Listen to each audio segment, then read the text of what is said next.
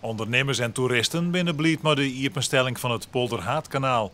Het is dit december voor het eerst dat er veen worden kan van de veenhoop naar Nijbeets. Er binnen dagen bij dat er wel 80 boten door het kanaal komen. Dat maakt het de omliggende dorpen lippendiger.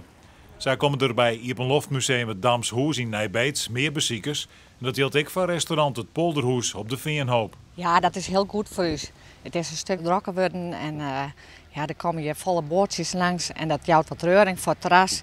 En dat vinden mensen leuk, dat er even boordjes langs komen. Ja, dat is het vooral dat het dan wat levendig wordt hier en daar komen de mensen naar voor. Ja, dat vinden mensen leuk, daar hebben ze wat te zien. En af en toe dan steekt er dus even een boordje aan, die komen even wat eten of even een stukje gebak op het terras. Nemen ze dan even, nou gezellig nou. Kom je hier wel vaker? Ja, als we even gaan te fietsen, dan gaan we hier een bakje doen, dan even lunchen en dan fietsen we de smellen even weer om naar de Zwerg. En hoe is dat nou dat het Polderhaatkanaal hier is? Iets meer drukte hier op het wetter, dus dat is wel heel geschikt, dat is wel heel gezellig. Ja. Dan is er wat te zien. Ja, precies, dat natuurlijk. is geen noffelijk. Ja. Dus nee, dat is lekker plakje. De eerste keer wij hebben het idee opvatten, zei, maar wij vliegen heel Europa erom met de caravan.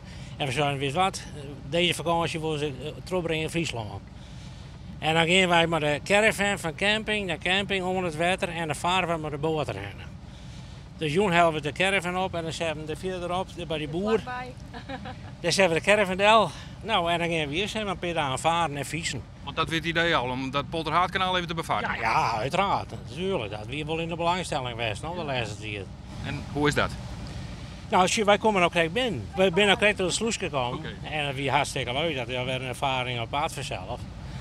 En nou ben we van plan om deze dagen hier, toch wel minimaal 4 dagen, zeg maar, hier en alles te varen.